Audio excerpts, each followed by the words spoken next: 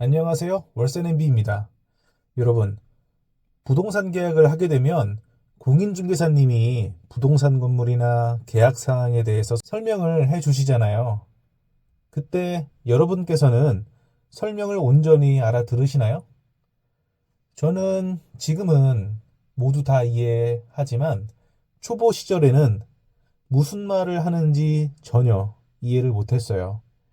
그런데 모르는 게 있어도 알아서 잘 처리해 주겠지 라는 생각에 그게 무엇인지 물어보지도 않고 그냥 다 알고 있다는 표정만 짓고 있었죠.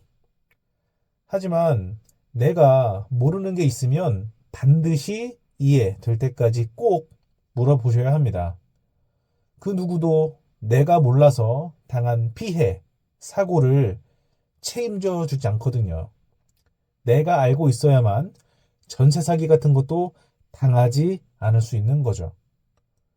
오늘 이 동영상을 끝까지 보신다면 여러분께서도 아파트 매매 계약을 하실 때 공인중개사님이 설명해 주시는 것들을 웬만한 건, 어지간한 건 다 이해하게 되실 겁니다. 그러니 오늘 동영상도 끝까지 시청 부탁드릴게요. 우선 제가 매수할 때 작성했었던 매매 계약서를 한번 보시죠. 맨 위에 매매 계약서라고 적혀 있는데요. 매매라는 건 물건을 사고 파는 행위를 말하는 거죠. 자, 제가 지금 매수나 매도라고 말씀드렸죠. 여기서 매수는 물건을 사는 거, 매도는 물건을 파는 것을 얘기합니다. 매수하는 사람은 매수인, 매도하는 사람은 매도인이 되는 거죠. 여기서 매수와 매도의 앞글자 매를 불러와서 매매가 되었습니다. 너무 기초적인 단어죠? 자, 그러면 다음을 볼까요? 토지 옆에 지목이라는 단어가 나왔네요. 여기서 지목이란 게 뭘까요? 지목에서 지는 땅을 말하고요. 목은 목적을 의미합니다. 즉, 땅의 목적이란 뜻으로 그 땅의 사용 목적이 무엇인지를 알려주는 거예요. 땅은 한 시점에 한 가지의 지목을 가질 수 있습니다. 매매 계약서에서는 대라고 지목이 나와 있는데요. 대라는 것은 쉽게 말하면 건물을 지을 수 있는 땅이라는 의미입니다. 그 외에 다른 지목의 종류는 아래의 고정 댓글에 링크를 클릭하시고 첨부 파일을 요청하시면 매주 수요일에 자료를 보내드리도록 하겠습니다. 자, 그리고 그 옆에 대지권 종류라는 것이 있네요. 그런데 대지권이라는 건 또 뭘까요? 대지권을 이해하려면 가장 먼저 집합건물이라는 용어를 아셔야 해요. 아파트나 빌라는 하나의 건물에 여러 세대가 살아갑니다. 즉, 하나의 통건물에 여러 사람이 건물의 부분을 소유하고 있는데요. 이렇게 집합건물에서 개인이 소유하고 있는 부분을 전유 부분이라고 하고요. 그리고 건물의 전유 부분은 개인마다 다르죠. 하지만 그 건물이 세워져 있는 땅은 모두 다 같이 사용하고 있는 거잖아요. 그래서 땅 같은 경우는 어느 특정 부분을 개인이 소유하고 있는 것으로 여기지 않고 그 땅에서 특정 비율만큼만 개인이 소유하고 있는 것으로 표기합니다. 예를 들어서 100평의 땅 위에 10세대가 살고 있는 빌라가 있다라고 하면 한 세대당 10평의 땅에 대해서 자기 권리를 행사할 수 있습니다. 이를 대지권이라고 합니다. 따라서 대지권은 아파트나 빌라 같은 집합 건물에 대해서만 등기를 합니다. 다르게 생각하면 땅 위의 건물을 한 명이 소유하고 있는 단독주택은 대지권 등기를 하지 않습니다. 어떻게 이해가 되셨을까요? 자, 그런데 방금 전에 제가 등기라는 용어를 사용했는데요. 등기라는 건 또 뭘까요? 매매계약서에서도 소유권 이전 등기라는 단어가 나옵니다. 우리는 등기라는 단어를 너무 자주 사용하는데 막상 등기의 정의가 무엇이냐고 물어보면 모르는 분들이 대부분이더라고요. 그런데 등기라는 용어는 너무나 중요한 것이기 때문에 반드시 알고 계셔야 하는데요. 등기라는 것은 어떤 사실을 널리 일반에게 알리기 위해서 공적인 장부에 공개하여 기록하는 것을 말합니다. 여기서 중요한 건 공적인 장부에 공개하여 기록이라는 부분입니다. 좀 더 이해하기 쉽게 이야기하면 등기를 했다는 의미는 어느 누구든지 그 사실을, 즉 등기한 내용을 국가기관 같은 공적인 단체로부터 확인할 수 있다는 의미예요. 따라서 등기가 되어 있는 것을 확인하지 않아서 발생한 피해는 그 당사자가 책임을 져야 합니다. 예를 들어 집을 매수할 때 집주인이 은행에서 대출을 받으면 은행은 집주인의 주택등기부 등본에 근저당을 등기합니다.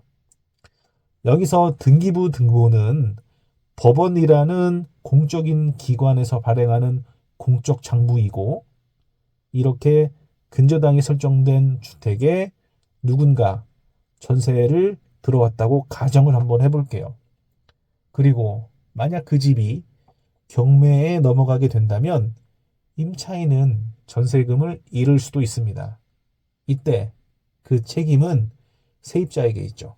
왜냐하면 근저당이 등기가 되어 있는 것은 누구나 확인이 가능한 것인데 그것을 확인하지 않고 전세에 들어가서 피해를 봤다면 그것은 세입자의 등기사항 미확인으로 발생한 것이기 때문입니다. 즉 등기 사실을 확인하고 그 집에 전세 들어가지 않았다면 충분히 그 피해를 회피할 수 있었는데 그렇지 않았다는 거죠. 예측이 불가능한 사고, 바꿔 말하면 불측의 피해가 발생한 것이 아니기 때문에 세입자가 구제를 받기는 쉽지 않습니다. 그래서 여러분께서도 전세나 월세를 들어가시게 된다면 그 집의 등기부등본을 보시고 등기된 사항이 무엇인지 꼼꼼하게 체크를 하셔야 하죠. 요즘 많이 발생한 전세 사기 피해자분들 있잖아요. 어떻게 보면 그분들은 피해자이기는 하지만 현실적으로는 이러한 사실 때문에 피해를 구제받기가 쉽지는 않을 수 있다는 얘기죠. 물론 공인중개사분들이 이런 것들을 체크는 해 주시지만요. 내가 모르고 전적으로 공인중개사에게 맡기는 것과 내가 알고 있는 것을 절차상 공인중개사에게 맡기는 것은 전혀 다른 결과를 만들 수 있기 때문에 이 정도는 반드시 아시고 계셔야 합니다. 자, 이제 마지막으로 물권이란 단어가 보입니다. 물권이란 사전적인 의미는 다음과 같아요. 특정한 물건을 직접 지배하여 이익을 얻을 수 있는 배타적 권리. 어때요? 말이 어렵죠? 이해를 쉽게 하기 위해서 예를 한번 들어보겠습니다. 여러분께서 아파트를 한 채 매수했어요. 그 집을 매수했다는 의미는 소유권을 가지고 있다는 의미이죠. 여러분께서 소유권을 가지고 있는 아파트에서 1년간 살다가 팔아도 괜찮을까요? 당연히 괜찮습니다. 왜냐하면 여러분께서는 그 집의 소유권을 가지고 있기 때문에 여러분이 원하는 시기에 파는 것, 즉, 그 집을 처분하는 것은 아무런 문제가 없습니다. 아니면 그 아파트를 매수하자마자 다른 사람에게 전세를 주는 경우는 어떨까요? 그렇게 해도 괜찮을까요? 당연히 되죠. 왜냐하면 여러분께서 그 집을 소유하고 있기 때문에 그 집을 어떻게 활용하여 이익을 얻든 문제될 것이 없습니다. 그리고 그 집을 처분하거나 사용할 때 다른 사람의 개입 없이 오로지 여러분만 온전히 그 이익, 혜택을 누릴 수 있죠. 이를 배타적이다라고 표현합니다. 좀 더 쉽게 말하면 배타적 권리란 다른 사람의 간섭 없이 누릴 수 있는 권리라는 거죠. 물권이란 이렇게 어떤 물건을 직접 지배해서 다른 사람의 간섭 없이 누릴 수 있는 권리를 말하는데요. 이 물권은 다른 사람의 간섭을 배제하는 매우 강력한 권리이기 때문에 국가에서는 물권의 종류를 몇 가지로 제한해 두었습니다. 그리고 소유권이라는 것은 이러한 물권의 한 종류이지요.